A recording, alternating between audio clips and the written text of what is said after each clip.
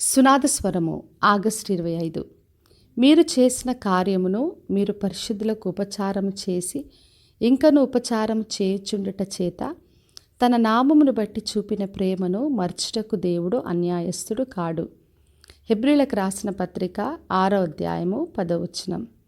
మరి దేవుని పరిచర్యలో మనం ఎన్నో పనులు చేస్తుంటాం. మనం చేసే కార్యములు, మరి పరిశుద్ధులకు చేసే ఉపచారము, మరి దేవుని నామంలో చూపించే ప్రేమ, అవన్నీ కూడా మర్చుటకు దేవుడు అన్యాయస్తుడు కాడు. అదే మనకి రోజున వాగ్దానం చేస్తున్నాడు. మరి మనము దేవుని సంఘములో, సహవాసంలో చేసే ప్రతి పనిని, ప్రతి కార్యమును, చూపించే ప్రతి ప్రేమను ప్రభు తప్పక చూసి ఆయన ప్రతిఫలం అనుగ్రహించే దేవుడు. అందుకనే మనం విశ్వాసంతో దేవుని నామంలో ఇతరులకు పరిచర్య చేయాలని ప్రభు కోరుతున్నాడు. మరి మొదటి రాజుల గ్రంథం 17వ అధ్యాయం 15వ వచనంలో చూసినప్పుడు, కరువు సమయంలో ఏలియా ప్రవక్తను విధవరాలు పోషించింది. మరి ఆయన చెప్పినట్టుగా, ఆయన మాట చొప్పున తన కలిగిన దాంట్లో ఆయనకు తీసుకొని వచ్చి ఇచ్చినప్పుడు ఆమె కుటుంబం అందరూ కూడా అనేక దినములు పోషింపబడ్డారు.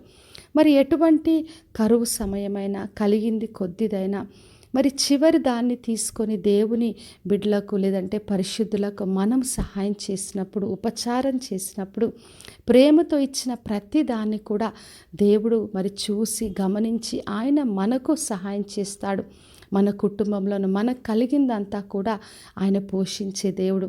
మరి మత్తయి సువార్త 10వ అధ్యాయం 42వ వచనం రాయబడింది, ఆయన నామములో గిన్నెడు చన్నీళ్లు త్రాగనిచ్చిన మరి ఫలమును పోగొట్టుకోము అని చెప్పాడు.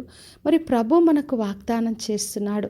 మరి ఆయన నామంలో మనం ఇతరులకు ఇచ్చే చన్నీళ్ళైనా కూడా ఆయన తప్పక జ్ఞాపకం పెట్టుకొని ఫలమును అనుగ్రహించే దేవుడు. కాబట్టి నా ప్రియ సహోదరి, సహోదర, దేవుని నామములో మనం పరిచర్య చేద్దాం, పరిశుద్ధులకు ఉపచారం చేద్దాం. మరి మనం చేసే కార్యములైనా, మనం దేవుని నామంలో చూపించే ప్రేమ ఏదైనా కూడా ఆయన మరవడు. ఆయన మర్చుటకు అన్యాయస్తుడు కాడు. కాబట్టి మనుషుల వైపు కాకుండా దేవుని వైపు చూస్తూ ఆయన నామ మహిమ కొరకు మనం అనేకులకు పరిచర్య చేసి ఆయన నుండి ప్రతిఫలం పొందుకుందాం. ప్రార్థన చేసుకుందాం. పరలోకమందున్న మా తండ్రి, మా దేవ, ఈరోజుచ్చిన వాగ్దానం కొరకే వందనాలు.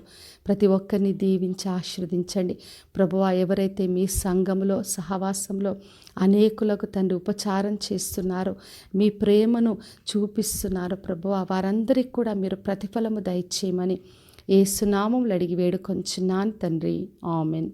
ఈ శుభవచనము వినిచున్న ప్రతి ఒక్కరి జీవితంలో నెరవేర్చబడునుగాక. నేను మీ ప్రియ సహోదరి మంజులాచరణ్.